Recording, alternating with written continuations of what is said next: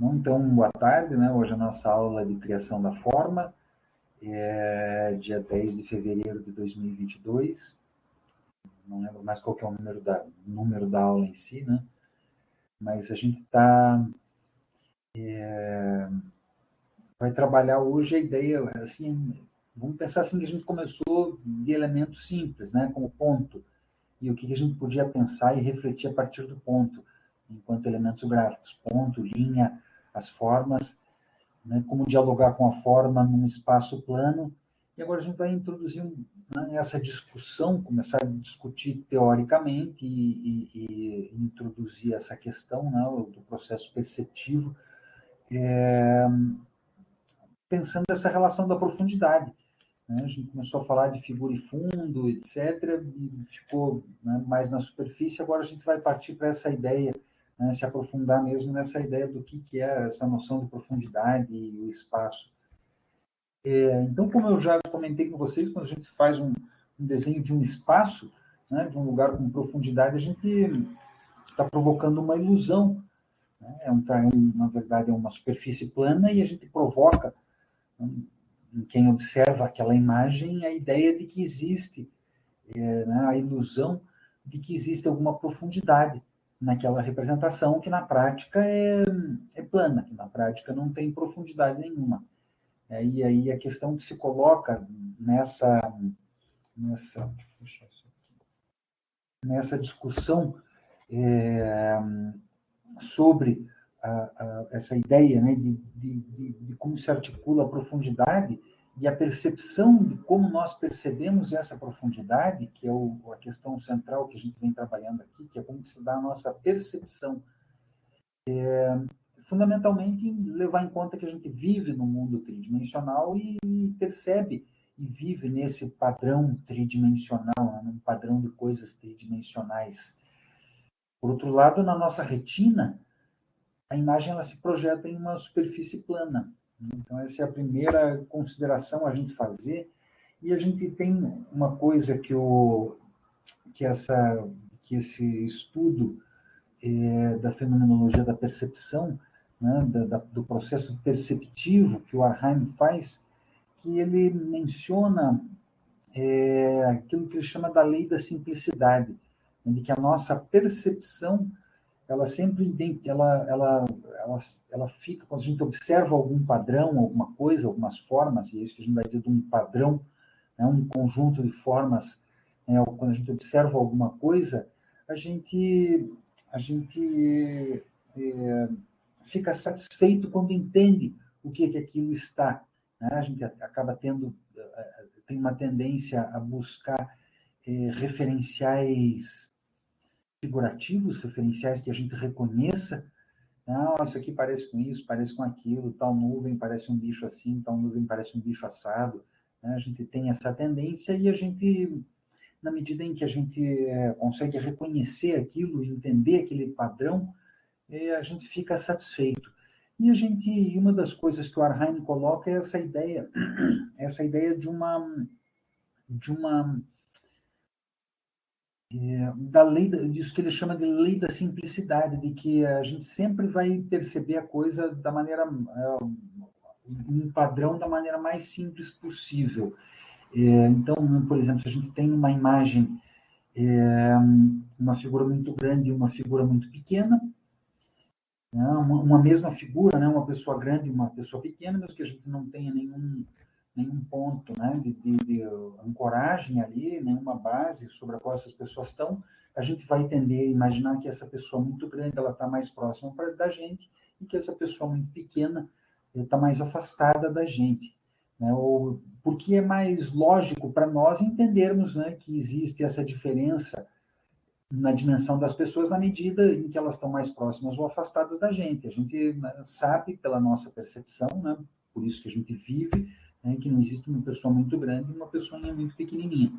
Né? Não tem essa lógica articulada aqui. Então, é essa ideia que ele vai falar da lei da simplicidade, esse reconhecimento daquilo o que é mais simples, a explicação mais simples é aquela que o nosso organismo aceita como como uma boa explicação. E até, inclusive, isso que a gente chama de lei da simplicidade, ela é utilizada para quando a humanidade vai estudar, né, vai analisar as hipóteses científicas. Aí você tem várias hipóteses que podem explicar um mesmo fato. Normalmente toma-se como mais plausível aquela hipótese cuja explicação é a mais simples, né? Como que se chegou naquele fato, como que se chegou, né? Explicou isso. Então, essa é a ideia de que as coisas sempre tomam um caminho mais simples para serem compreendidas.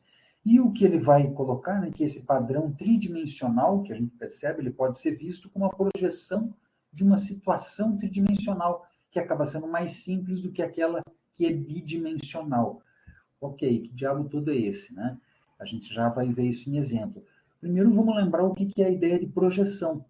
Eu acho que a gente falou rapidamente lá na disciplina de risco, gesto e marca, quando a gente falou em perspectiva, que a gente foi estudar lá aquela perspectiva com um ponto de fuga, que havia um plano de projeção.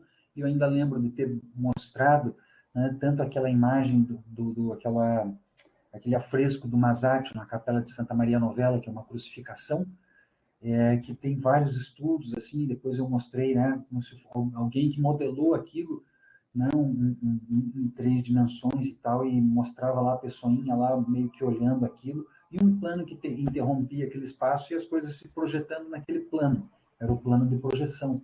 Eu lembro também de, eventualmente, mostrar em seguida, e eu peço que vocês façam um esforço para lembrar, aqueles dois desenhos, eram gravuras, né, mas de desenhos que eram do renascentista, lá o artista renascentista, com um anteparo na frente dele, no qual a imagem se projetava e ele ou desenhava direto em cima do anteparo, ou ele colocava lá um quadriculado naquele anteparo, né, e reproduzia num quadriculado menor aqui. Então, vamos lembrar disso quando eu expliquei plano de projeção. Então, projeção é precisamente isso que a gente está falando aqui, é a nossa folha, o nosso papel. Né? Essa projeção, quando a gente usa essa representação de uma tridimensionalidade, de mais, né, de um plano, né, de uma sobreposição de planos, ou de uma continuidade de planos, uma continuidade nessa profundidade. Né? Então, vamos entender aqui, explicar primeiro essa projeção de uma situação tridimensional, né? Ou seja, essa colocação num plano, né? O projetar, né? A gente fala, vamos projetar o slide, a gente projeta lá a imagem numa parede, certo? Então, essa projeção dessa situação que é tridimensional, ela acaba ficando mais simples para a gente do que a bidimensional. Vamos ver alguns exemplos, só para a gente pensar um pouco isso aqui. Eu posso pegar um quadrado e um círculo e colocar, né, esse círculo inscrito aqui no quadrado e fazê-los, né, dialogarem de maneira bem firme. E posso experimentar essas situações, né, posicionando esse círculo em posições distintas com relação a esse quadrado. Né? Vamos dizer assim, esse deslocamento desse círculo em relação ao quadrado, e aí o que o Arheim coloca, e eu acabo, né, entendendo essa ideia aqui, que vamos pensar que nos pontos 2 e 4, esses dois aqui, não, o 2 e o 4, a gente tem isso que ele chamou, né, ele provoca uma certa independência, né, desses elementos entre si, com relação à profundidade, porque a gente tem uma separação entre esses elementos acentuadas. Né? Vamos pensar que esse primeiro, né, a gente tem uma tendência maior a perceber esses elementos como num plano, um quadrado e um círculo e tal, mas na medida em que a gente, né, desloca um pouco esses elementos aqui de posição, né, esse círculo com relação ao quadrado, a gente afrouxa um pouco mais essa percepção de uma planaridade. A gente abre possibilidade para a nossa percepção de que de que pode existir uma profundidade aqui.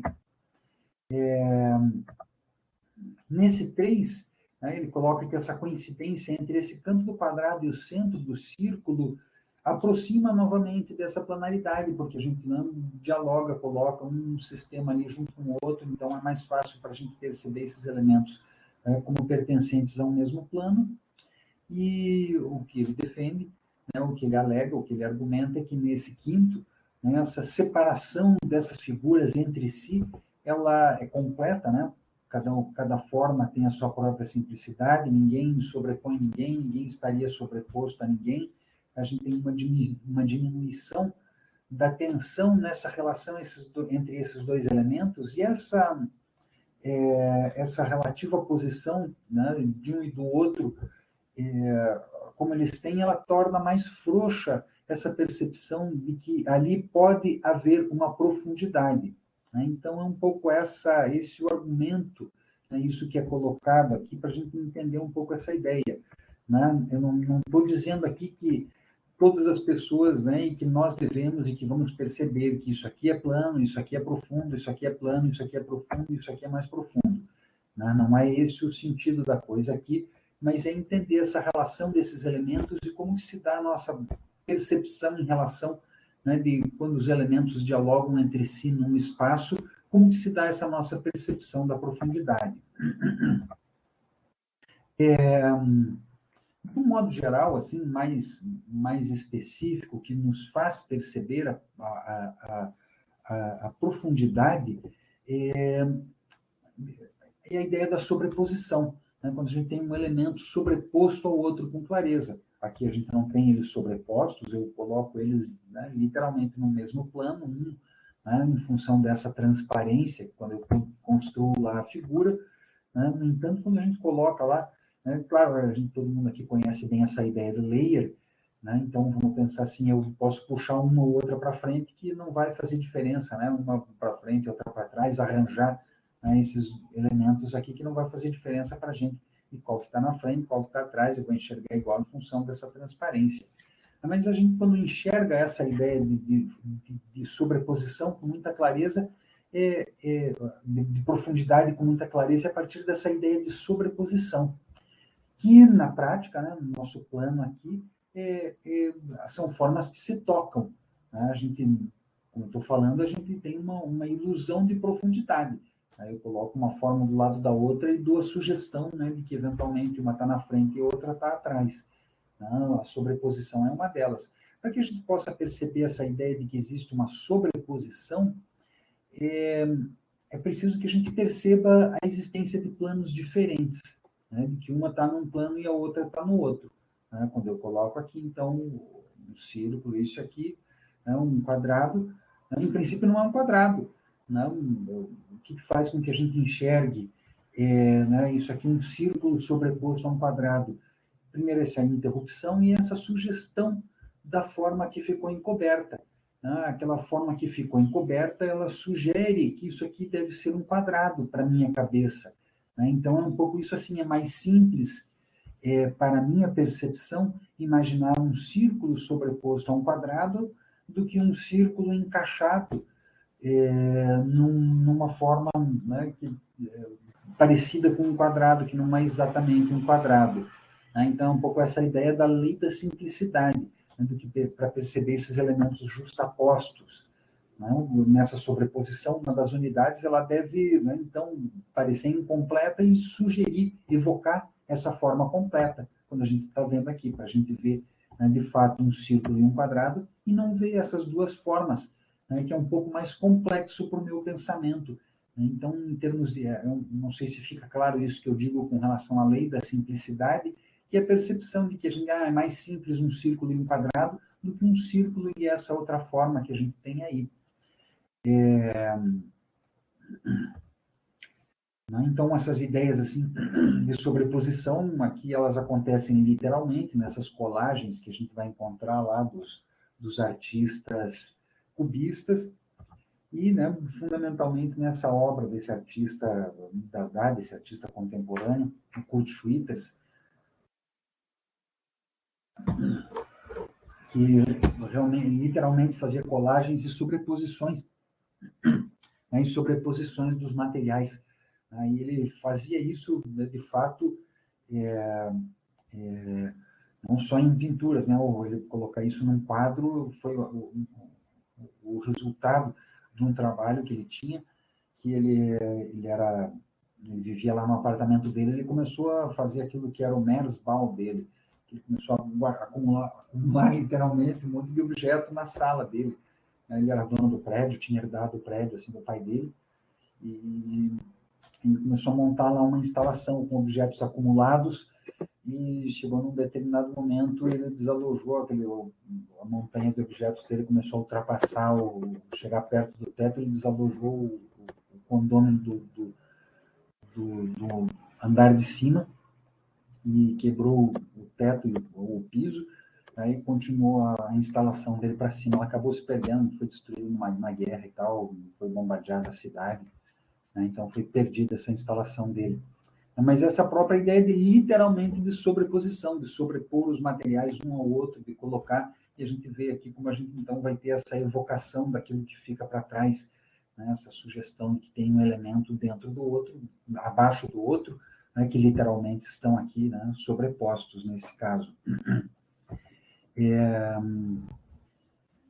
Entanto, isso, né, essa ideia da sobreposição e do cortar, também é importante a gente entender que nunca é uma regra fixa e que sempre é uma questão de dinâmica, de como que a gente percebe, como que a gente observa, como que a nossa visão, né, se acomoda em relação ao que a gente está vendo.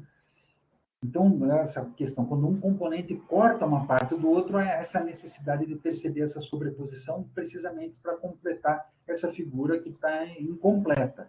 Então, quando eu coloco ali esses dois elementos, eu acabo tendendo a perceber que essa forma em L, né, a gente pode simplificar essa forma em L, pensar como mais um retângulo igual ao outro, e pensar, ok, para essa lei da simplicidade, então é mais fácil eu perceber que são dois retângulos e um está sobreposto ao outro.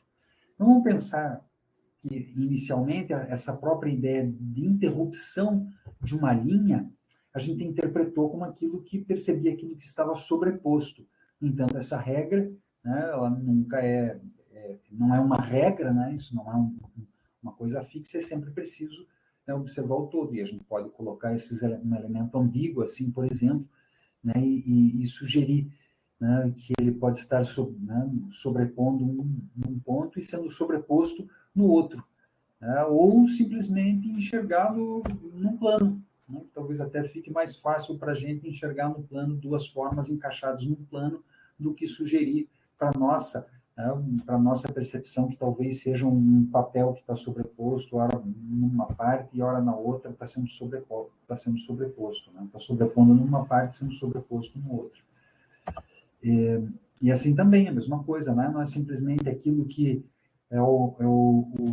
está sendo interrompido, ou aquilo que está na frente, ou aquilo que está atrás, é o mais simples. Ok, não quer dizer que eu vou ter que perceber aqui, então, necessariamente que um, né, está na frente do outro, mas essa interrupção sugere para a gente, de fato, que a gente tem um retângulo sendo interrompido, mesmo que a forma aqui seja em L. Vamos entender que a gente tem aí também, né, entender precisamente essa ideia de uma interrupção da forma, como que a gente tem esse processo de interrupção. É uma tendência, essa tridimensionalidade, isso que vai aumentar a nossa tridimensionalidade a partir da noção de continuidade. Né? Quando eu falo lá do o círculo sobreposto a um quadrado, eu tenho uma continuidade imaginando aquele quadrado sob, né, embaixo, abaixo daquele círculo, quando eu coloco lá. Né? Então, essa continuidade, essa sugestão de que existe uma continuidade. De um modo geral, essa tendência da percepção ela é média num ângulo reto e ela é mais forte numa linha coincidente. Vamos pegar como exemplo, eu posso colocar duas linhas assim, 90 graus, num ângulo reto, né, e sugerir aqui aquela nossa ideia de que essa linha vertical ela está sendo sobreposta, ela está sendo interrompida pela linha horizontal. Né? Se eu aumento isso e transformo essa linha horizontal numa forma, eu posso melhorar essa minha percepção de profundidade, mas ainda assim é uma coisa um pouco estreita. Se eu coloco duas linhas, eu ainda posso, né, quando eu falo dessa questão do ângulo reto, né, essas duas linhas no ângulo reto colocadas aí, pode até sugerir, né, uma sobreposição, um retângulo sobreposto a um canto qualquer que a gente não enxerga o outro, né, a outra extremidade dele. Por outro lado, se eu pego essa mesma uma configuração muito semelhante de duas linhas que tocam esse mesmo retângulo, e eu alinhar essas linhas, eu aumento essa minha percepção de que existe aí uma profundidade, né? Porque existe uma sugestão de continuidade a partir dessa linha, né? A gente percebe uma linha reta, uma como uma linha contínua. Então, também é possível perceber essa linha que é interrompida, né, nessa forma do primeiro plano, quando a gente observa esse padrão como um todo. Né? Eu preciso entender que a configuração de cada padrão, de cada elemento visual, ela é o que vai determinar essa nossa percepção. Vou pegar aqui essa ideia, né, de que a gente tem uma coisa que sobrepõe outra que está sobreposta, aquilo que é interrompido, né, eu posso sugerir aqui uma interrupção, vamos aproximar aqui nesse ponto, né, uma interrupção, né, pelo fato de ele vir aqui e terminar em ângulo reto desse elemento e que ele está abaixo do outro, né, mas, por outro lado, eu tenho uma transformação aqui, uma mudança maior aqui nessa minha forma. Então, toda essa confusão, na verdade, de falar o que está para cima e o que está para baixo, né, e de trazer coisas ambíguas que provocam a nossa percepção, é precisamente para a gente entender que a nossa percepção de profundidade ela vai estar relacionada precisamente com essa primeiro de tudo, né, com esse nosso processo de ilusão, né, de provocar uma ilusão, de inventar, por meio, né, do uso de uma série de subterfúgios que podem ser dimensionais ou de sobreposição, seja como for, né, como estiverem organizados, provocar essa percepção de que ali existe um espaço, né, algo que de fato é plano. Então, a ideia é mais para entender esse processo ambíguo, mais do que determinar regras para entender, né, o que está na frente, o que está atrás, o que se articula como plano, o que se articula como profundidade. Né? E os nossos conhecidos aqui, né, vamos entender, a gente colocou lá a ideia de figura e fundo, como eu mostrei para vocês, entende a perceber o menor como figura e o maior como fundo. Né? No entanto, se eu tiver essa ideia de uma continuidade, né, aqueles que eu mostrei na aula passada, então eu posso então perceber que esses retângulos maiores são figuras e estão na frente, e os quadradinhos menores, né, seriam uma espécie de uma barra horizontal que está atrás dessas todas, porque eu tenho a sugestão de uma continuidade aqui. Né, e a mesma coisa nesse outro nosso já conhecido da aula anterior, a gente tenderia a ver a figura como menor e na frente, e o fundo como maior e atrás. Aquilo que está menor na frente, aquilo que está maior está sendo encoberto. Né? Mas é claro que isso também não é dado como regra, né? E a gente pode, pela ideia de continuidade que a gente vai ter aqui, de que pode ter um círculo, né? Nossa sugestão, pela lei da simplicidade, a gente tem na nossa percepção a ideia de que pode haver um círculo sob, né, um catavento, essa espécie de catavento, essas formas aí que a gente tem. Espaço e níveis de profundidade. Vamos entender também aqui essa ideia, né, de como que o espaço, como se dá essa ideia, né, da profundidade na relação do espaço mesmo, do espaço físico que a gente está falando, né, não mais tanto agora do espaço bidimensional, mas que é para a gente entender como se dá essa nossa relação com o espaço para, né, projetar essas noções para a ideia do plano. De um modo geral, essa velha ideia de que a gente tem, né, a figura e fundo, né, ela é adequada quando a gente fala de um padrão que é fechado, que é homogêneo, né, num ambiente que também é homogêneo e que é ilimitado. É muito fácil aqui a gente perceber aqui uma sobreposição de figuras na imagem aí do Cézanne. A Madame Cézanne está sentada numa cadeira, sobreposta a essa cadeira, e essa cadeira está sobreposta à parede. A gente tem um jogo aqui, né, de profundidade, um jogo de planos que são colocados. Na maioria dos casos, que a gente olha as representações, a gente tem uma variedade de níveis envolvidos.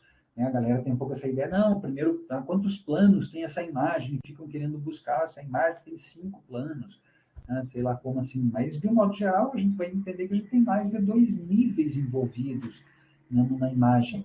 né? Alguma coisa que está mais próxima e coisas que estão mais afastadas, umas mais e outras menos afastadas. E a gente tende a perceber essa profundidade quando esse padrão de figura e fundo é mais simples. A gente pode, com isso, perceber que a gente tem um quadrado, e em cima desse quadrado tem um círculo. Para isso, a gente tem que enxergar aqui 3 planos. Mas a gente também pode, a nossa tendência de perceber isso, né, se for essa percepção, né, mas essa nossa tendência de perceber, né, isso aqui como um quadrado com um furo, seria a ideia de simplificar essa profundidade, de entender que a gente tem apenas 2 planos aqui de profundidade. Então, tem aí um plano e aqui um quadrado com um furo, com uma abertura, permite enxergar o plano, não esse plano que está atrás dele. Então, a gente teria aqui 2 níveis, né, de um modo geral. Tende-se a perceber o quadrado com um furo, pois são necessários 2 planos, né? Para se perceber um disco sobre um quadrado, sobre um plano, são necessários 3 planos. E aí a gente vai ter alguns jogos assim que a gente pode pensar na obra do Hans Arp, que era inclusive escultor e que tinha muitos trabalhos que se organizavam principalmente a partir dessa própria ideia de sobreposição de ideias e sobreposição de planos. E aí a gente começa a pensar como que, né, e eu não estou dizendo que cada um tem que perceber mais uma coisa ou que cada um tem que perceber mais outra, mas como se articula no nosso processo de percepção a identificação da profundidade numa figura como essa, por exemplo, né, do Hans Arp. Se a gente enxerga, né, dois, três, 4 planos, se a gente enxerga 3, se a gente enxerga um círculo com furo, não, o branco com um furo sobre esse, né, elemento, ou se a gente enxerga um plano só, né, como que tudo isso ocorre, e como que uma imagem dessas provoca precisamente, e não é a ideia de dizer que ela provoca, são 1, 2, ou 3, ou 4, ou 5, e eu acho que a questão não é nem ficar contando quantos planos tem, ou dizendo qual que é a intenção do artista, ou como que a gente percebe mais, mas perceber como esse tipo de situação, esse tipo de solução provoca uma... Só ver o Belchior. O Belchior, sim, o bigode e tal, o artista ali, sem dúvida, o cantor, né? É isso mesmo. E essa nossa identificação, o Vinícius ficou mais tranquilo, né? Ele estava olhando, vamos aqui a lei da simplificação. Ele ficou mais tranquilo quando ele reconheceu, né, identificou nessa forma uma figura reconhecível. Então, é um pouco esse nosso, né, um exemplo, vamos pensar assim, dessa simplificação, dessa lei da simplificação. Né, a gente busca reconhecimentos. E a questão, eu acho que essa é quando uma imagem, nos deparamos com uma imagem dessas, como ela provoca um jogo dinâmico entre essa percepção de planos.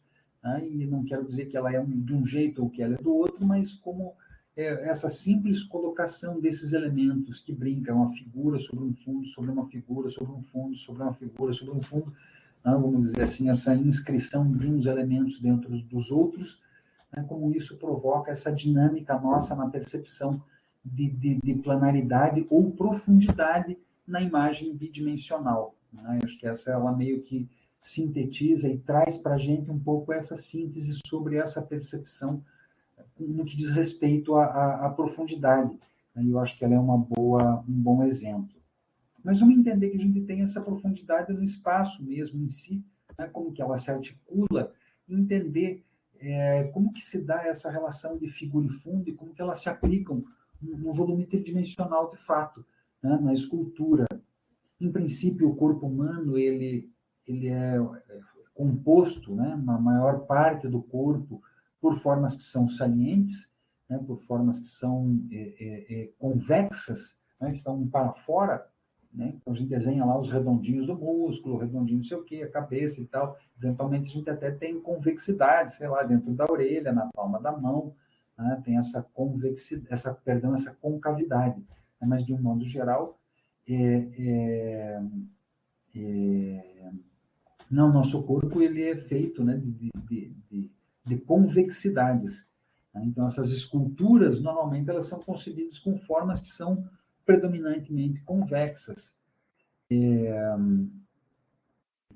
Não é regra, evidente, a gente já vai ver isso e vai entender, né? Como que isso se articula. Então, a gente pode colocar isso aqui, vamos pensar essa forma, podemos imaginá-la como uma espécie de nuvenzinha sobre um plano branco, mas a gente também pode imaginar um furo, né, uma abertura, né, uma mordida, foi lá, sei lá, um cupim, comeu esse negócio aqui e abriu um buraco numa madeira e a gente está enxergando aqui um furo. Tudo isso vai depender de onde a gente concentra a nossa visão. Né? Então, se a gente concentra a nossa visão nesses pontos aqui arredondados, a gente tende a perceber isso como figura, isso como forma. Se a gente concentra a nossa visão nesses pontinhos aqui, né, nesses vértices, nesses cantos, a gente pode perceber isso aqui como fundo, né, essa parte central como fundo, né, como uma imagem recuada. A mesma coisa aqui, se a gente tem essa mesma situação, né? Depende de como a gente percebe isso daqui, né? De onde a gente foca a nossa visão, né? Mais uma vez, entender que é uma questão de dinâmica. Eu posso perceber isso aqui como uma figura, na medida em que eu concentro a minha observação nas pontas, e posso perceber esse centro aqui como um fundo, né? Como um plano recuado, na medida em que eu foco a minha visão aqui, né? Na parte arredondada. Né, para a gente entender precisamente como funciona essa dinâmica. Opa, né, como que se dá isso aqui? A gente coloca uma do lado da outra, como que isso se organiza visualmente para a gente. Né? Dando continuidade aqui nessa lógica, só para a gente pensar isso um pouco, quando a gente tem uma forma côncava, é possível perceber esse interior, né, dessa forma côncava como substancial, como substância, como alguma coisa preenchida pelo ar. Né? Entender esse ar enquanto matéria, como se tivesse alguma força do ar que preenche aquele espaço. Né? Então, vamos entender que seria uma espécie de movimento de recuo, quando a gente tem, vamos pensar assim, esse espaço, essa forma que recua, na medida em que ela recua, ela permite, né, ela gera um vácuo, ela gera um vazio ali que estimula forças visuais a preencherem esse vazio, certo? Eu não sei se está ficando claro isso, né? Mas vamos pensar nessas esculturas aqui da Henry que articula uma outra lógica, que ele brinca com a forma precisamente a partir das concavidades e não das convexidades. Né? Claro que a gente vai ter convexidades aqui, evidentemente, né? Mas as formas deles, as esculturas desse artista, elas se voltam muito, né, nesse processo de explorar precisamente esse espaço vazio. Né? Então, vamos pensar aqui essa escultura aqui, aparentemente uma virgem, né, uma mulher com a criança e tal, está amamentando ou não, a gente não sabe, mas percebam como ele joga aqui esse espaço côncavo, né, da figura e joga a figura que seria a criança aqui e tal também, né, com um espaço côncavo, organizando essa figura, esse elemento aqui com espaço côncavo, né, a mesma coisa aqui, como ele constrói esse espaço, né, nas suas imagens, ainda assim, né, que ele acabe tendo que fazer né, essas convexidades para a própria, né, existência da imagem, mas como ele trabalha com isso, né, com esse tipo de elemento, né, que provoca essa percepção, né, de uma forma. Uma vez aqui, né, esse espaço que tende a ser preenchido e que ele acaba por preencher de fato, né, inserir com elementos. E a gente vai enxergar esse mesmo tipo de solução, esse mesmo tipo de ideia colocada, né, nessas catedrais medievais, essas góticas fundamentalmente, né, com essas abóbadas, esses arcos que são côncavos, né, que fazem com que esse espaço interno, né, tendam a assumir essa função de figura positiva.